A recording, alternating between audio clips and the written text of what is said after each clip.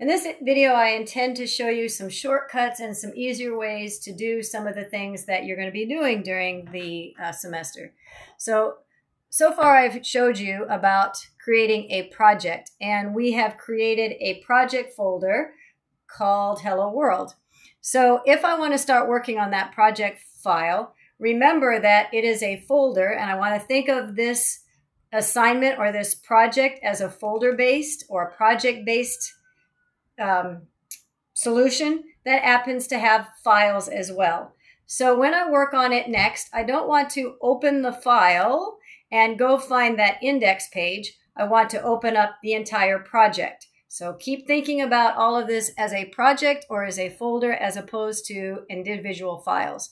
So from here, I could either click on Open Folder, or I can come here and choose Open Folder. Either way takes us to the Open Folder screen. And you're going to navigate. I'm navigating mine to the desktop. And here's the part that looks a little scary sometimes. Because I'm opening a folder and not a file, when I double click on Hello World, because that's the folder I want to open, I get scared because I notice that where's my index page?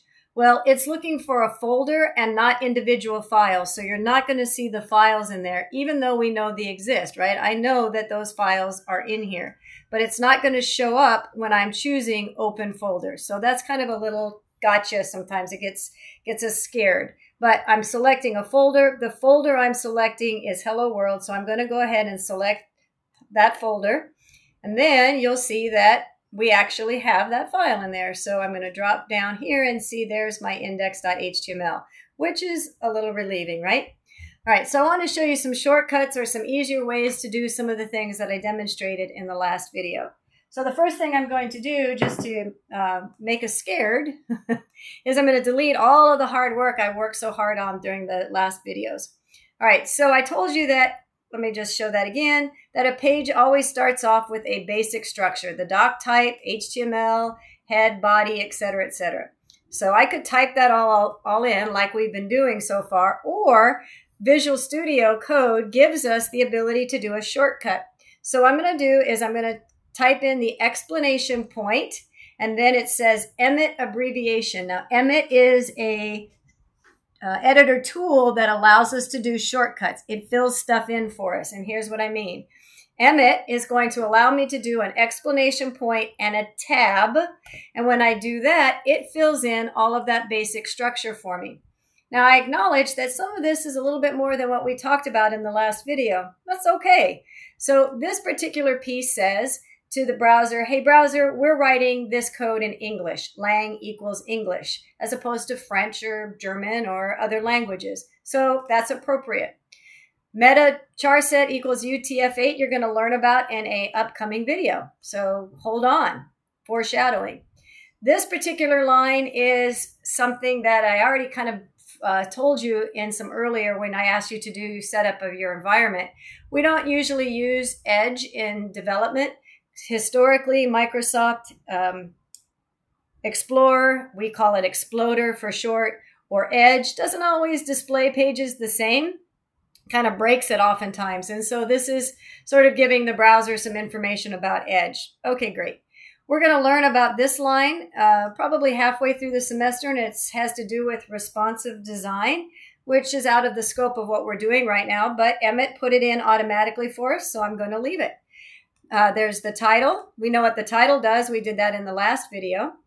Notice that there is head tags and there are body tags. Okay. In our videos, we indented these because they are children of the HTML tag. Emmet chose not to just because it's sort of the skeleton piece. I'm going to show you something about that in a minute. And then these are the children of the head tag, so they're indented. A tool that's going to be really helpful to you throughout the course of this semester, or anytime you're doing web development, is I'm going to right-click on this file. Right-click, and I'm going to get really comfortable with this command, Format Document. And let me just go ahead and click on it. Oh, okay. So what Format Document does is it's going to do all of our indenting for us. I actually expected that it was going to indent the head and the body, but it didn't. So let me demonstrate this. I'm going to highlight these children and hit Shift-Tab to put them back on the same indentation of everybody else. And I said that that's not good, right? I said we should always indent the children.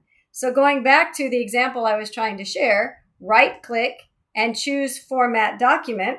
And what's going to happen is it's going to indent children for me.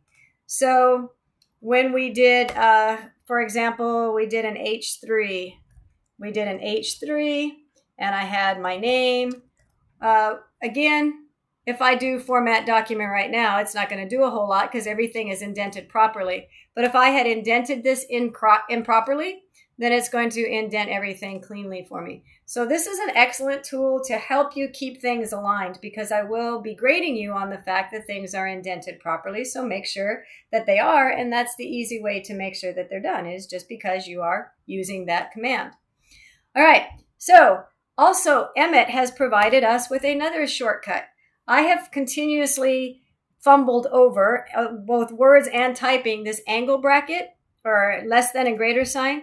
Well, it turns out Emmett can make this even easier for me. So if I leave off this greater than and less than symbol and just type in a P, for example, because that's going to be my paragraph, you can see already Emmett abbreviation is popping up here, which means if I hit tab at this point, P, tab, it's going to fill in all of that syntax for me. So that makes that part a little bit easier. So you can do that with the H3, for example, H3, tab. And so that helps eliminate some of that fat fingering error that can, happen quite often to all of us. All right, so I'm going to show you something else that is very helpful. If you look to the left here, you see this little Rubik's Cube looking thing. And if I hold my finger over it, it says extensions. Extensions are extras that we can install, like a plugin that we can install into the editor to make our experience in the editor, our programming experience, more efficient or easier or quicker. And so I've already automatically been defaulted here to search extensions. So extensions, again, is another word for, if you're more comfortable with the word plugin, it's the same concept. So I'm going to search for an extension called HTML hint, H-I-N-T, HTML hint. And hopefully it comes up. It did not come up. So let me see. Let's see, maybe HTML hint. Maybe because I capitalized it.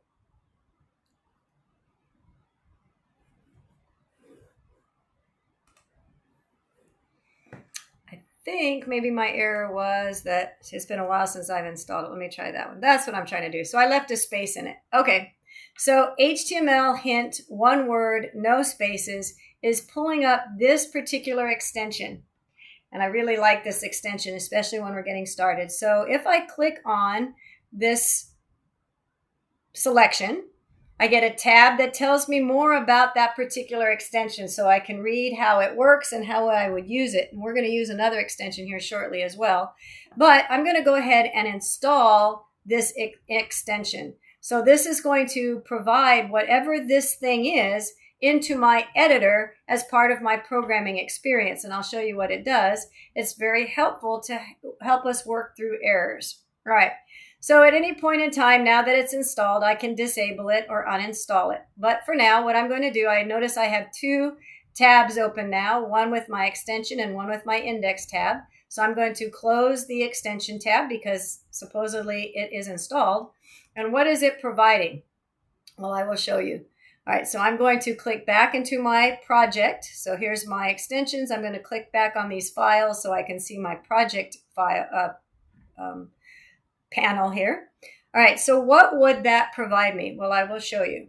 Okay, let's say I left off this body tag, right? Is that important? Yeah, it's important. We have to have these open and close tags so the browser knows where does the body start and where does it end. So if you leave off a tag, then this is not syntactically correct and it might confuse the browser, and therefore it will not know where I'm supposed to stop this particular command that you're providing me.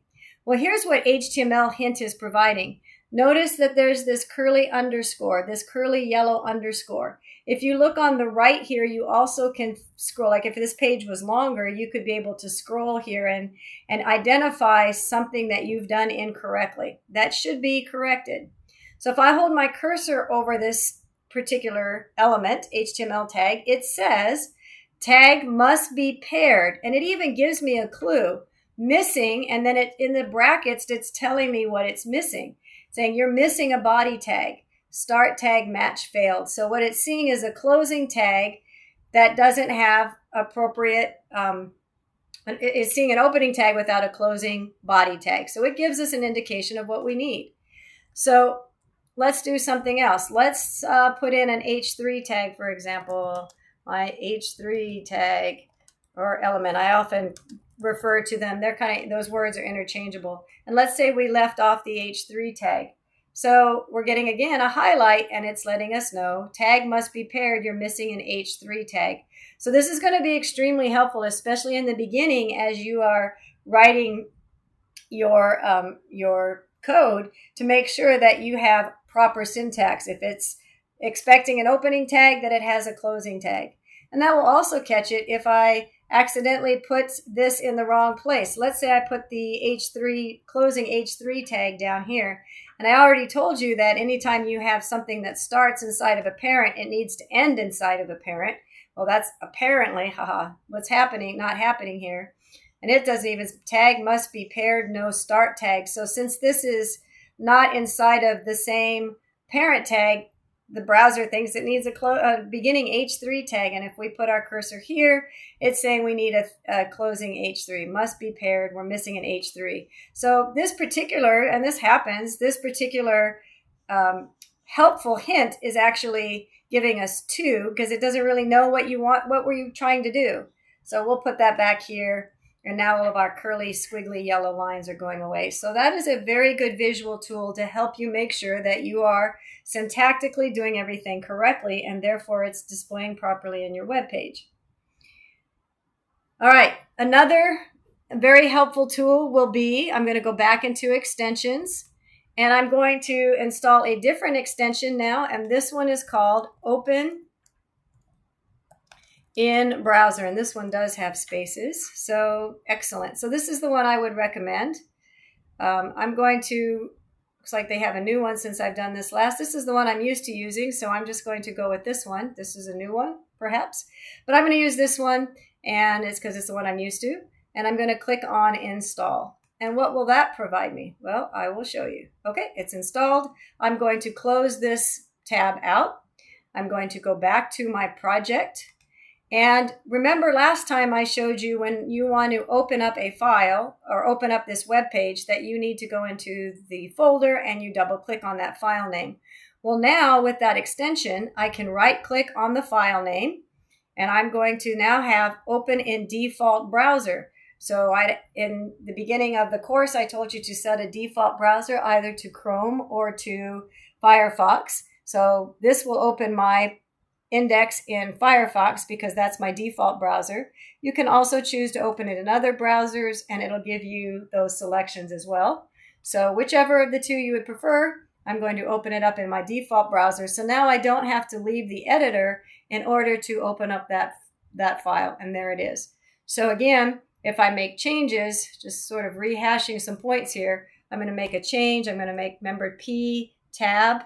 Here is my new paragraph. I know here is right, that's okay. And so my autosave is on. Remember that we want to make sure that we have autosave turned on, so that way I don't have to keep saving.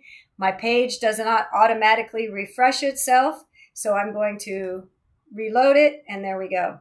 So those are some helpful hints to help get you through making your user experience a little bit more friendly in Visual Studio Code.